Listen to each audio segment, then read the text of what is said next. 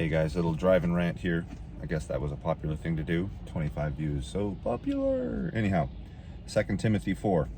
In the presence of God and of Jesus Christ, who will judge the living and the dead, and in view of his appearing and his kingdom, I give you this charge. He's talking to Timothy, by the way. And I take this to heart. This is where I'm coming from, okay? So follow me. Preach the word. Be prepared in season and out of season. Correct, rebuke, and encourage with great patience and careful instruction. I am guilty of not always having this, guys, and I'm fully aware of it, and I am repentant of it, and I'm trying. We live in such a time where, well, anyway, let me get into that. For the time will come when people will not put up with sound doctrine. Instead, to suit their own desires, they will gather around them a great number of teachers to say what their itching ears want to hear, to tell them what they want to hear. They will turn their ears away from the truth and turn aside to myths. Once saved, always saved. Tribulational rapture. Bunch of other garbage. Those are the big ones, though. But you, keep your head in all situations, endure hardship, do the work of an evangelist, discharge all the duties of your ministry.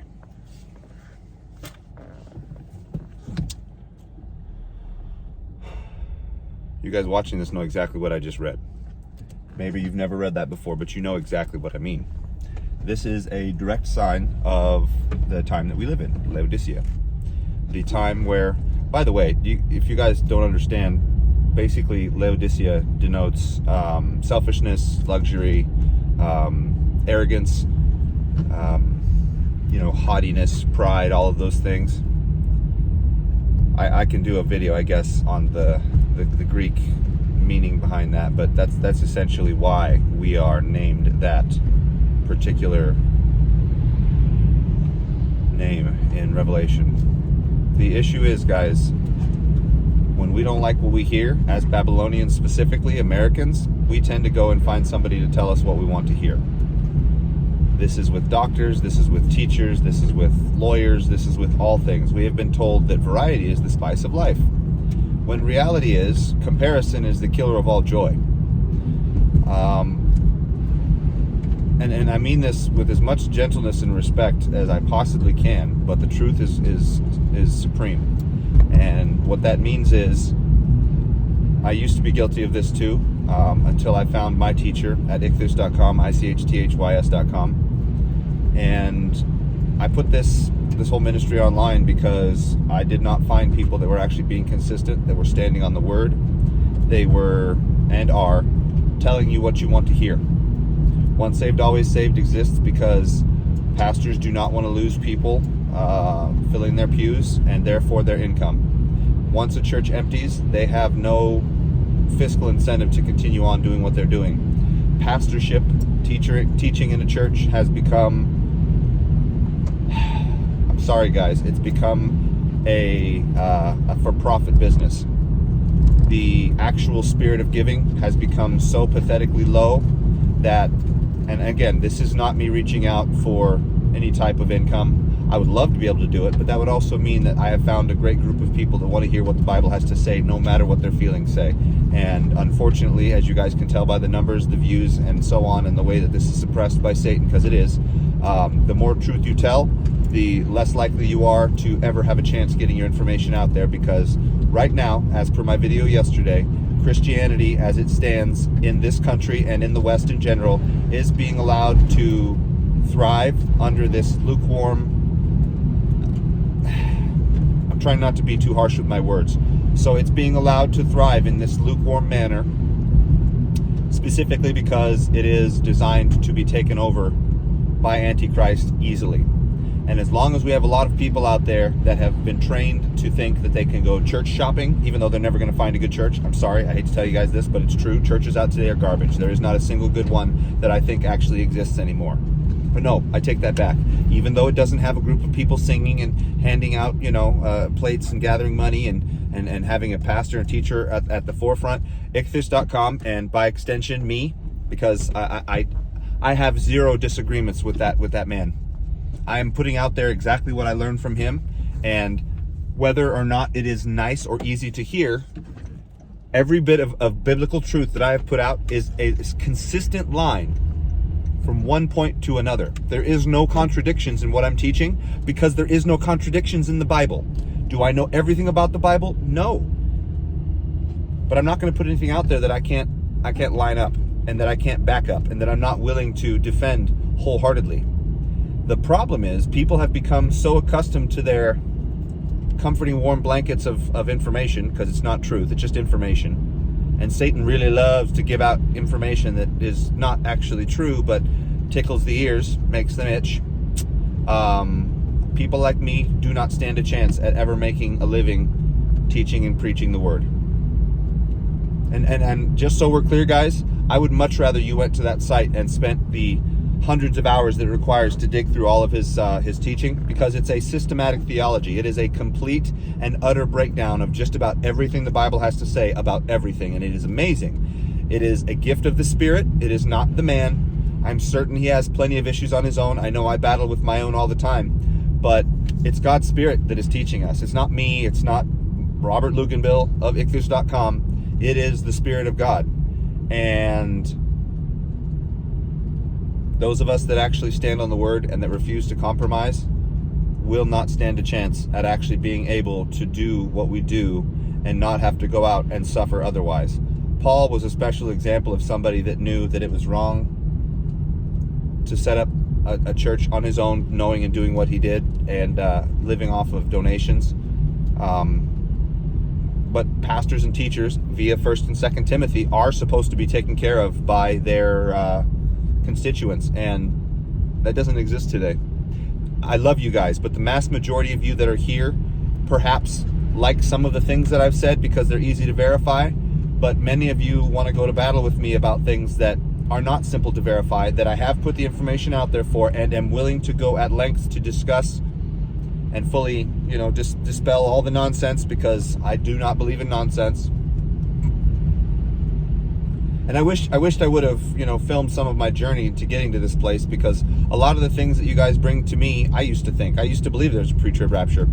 I actually believe that my first marriage, the beginning of the end, was the moment I told her, I'm like, there's no rapture at the beginning of the tribulation. It doesn't happen until the end. It can't. And then I showed her the scriptures, and Satan started putting a wedge between us and did everything he could, and eventually took us apart. But I've come to realize afterward that, God is always working out everything for our good, and he never intended for that to be the end result, because now I'm married to the most wonderful person I've ever met, honestly. And we have 7 kids, and who knows more? 7 seems like a pretty good number. I'm kind of stuck on that. Not that I believe in numerology, but anything I can do to have a likeness to his word absolutely makes my heart flip. It's hard not to get teared up about it, to be honest. But you guys need to resist. Whether I ever actually do get to a place where I can do a Sunday service or teach or any of those things, and whether any of you ever would decide to actually support this ministry, because it's utterly unsupported. I've been unemployed this entire time, and Satan made sure to take my job away the moment I started getting really loud-mouthed about the truth, because that's all this is. I've been paying left and right, guys. This has been one beating after another. And I'm not going to lie to you about that. It's been horrible. It's been wretched. It's been painful. I have paid, but I have never once decided I was going to compromise. And to be completely frank with you guys, I am utterly flabbergasted. There's over 181 subscribers as of today. I don't believe the majority of you watch this and take this seriously. Honestly, with respect, I believe that the majority of you guys are likely just like the rest of this. I hope you're not, but the majority of you are like that 1st or 2nd Timothy 4:3, where he's talking about people heaping up a bunch of teachers to tell them what they like. I put out all that Revelation stuff because I know what's coming, and you guys should have as much of a heads up as possible, but I'm not sitting around getting high on any fumes, convincing myself of things that are reasonably never likely to be the case. But you guys should know that having a bunch of different teachers all the time and always searching for a bunch of different answers is very dangerous for you, because you can easily type up a bunch of stuff on YouTube and find 20 people that'll agree with what you're saying, and because you like what they say and what they're telling you, whether it's biblical or not, you will likely fall for some nonsense if that is your mindset. The fact that we don't put our feet down on the word and stand on it and suffer for it, that's a really bad sign, guys. We're very comfortable. And again, I don't claim to be right all the time, but I am not going to put information out there that I cannot verify 100%. I think I am blessed with correctness and cursed with anger, and I'm trying not to have any malice. Like, I don't wish any ill will for you guys. I do wish God would come by and just absolutely spank those that refuse to submit to his will, though. And the truth of the matter is, it's a delayed spanking, because if Revelation 13 or 3:14 through 22 is correct, he is about to spit us out of his mouth into the tribulation because of all of this evil nonsense. And I'm doing anything I can, screaming from the wilderness, trying to show you guys that if you stand on anything other than the word, once this all goes down, at the very least, you are going to destroy many, if not all, of your eternal rewards. You might make it with just your flesh and your salvation, but who wants to just be a doorman in heaven? Who wants to be the bare minimum? Who wants to show up and say, you know, you're saved, that's great, have the Lord say this, I mean, but you decided to be lazy, and you decided to believe a bunch of nonsense, and when you had a chance, when I sent my servants to tell you the truth, you decided to reject them because it wasn't nice and it wasn't easy and it wasn't fun, and you didn't get along with the group, or you didn't feel like you could get along with these people because they were too harsh or too hard or whatever nonsense. The Bible is hard. We are the problem.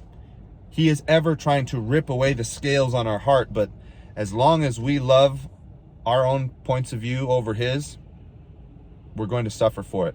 And yes, you can still be saved believing some of this nonsense, but once saved, always saved. You take that mark, you're not a believer anymore. You officially kick Christ out of your life and your heart, and you will literally be burning in the lake of fire in front of the Lord and all those angels, just exactly like it says. And we can't compromise on that. I've recorded this twice because my first round was too harsh, and I know it. And I am trying my best to work on it. This whole situation is so frustrating.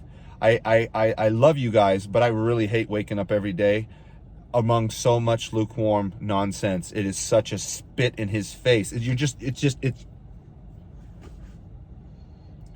Please wake up. Please pick one, maybe two people that you can follow. And the moment they can't answer for their inconsistencies and their lack of ability to show the consistent, perfect, smooth, awesome nature of the Bible, it may be time to walk away. I love you guys. I really hope this hits home with who it's supposed to hit home with, because it's as loving a rebuke as I can muster. But this is us, and we need to be disgusted by it. We need to repent, and we need to not be a part of it. And we need to put our feet down and find one or two, maybe just one teacher. And honestly, I advise you go to my teacher. He's better than me, but he is also not on YouTube and not in your face for a reason. And I've been a salesman my whole life because I am not afraid to open my mouth for what counts and make the case. And I think that's for a very good reason. And unfortunately, I hate that I'm made for this time, because that means that I'm like a wartime pastor, teacher, whatever. And it's about to go down, and it's going to be bad. So please turn around, be consistent, trust the ones that you're being given, because it's the Spirit doing it. It's not me. If I'm ever correct about anything, it is him. It is not me. Thanks for watching. Bless you. Like, share, comment, subscribe if you like. I hope you guys take it to heart, because you really need this. Talk to you soon.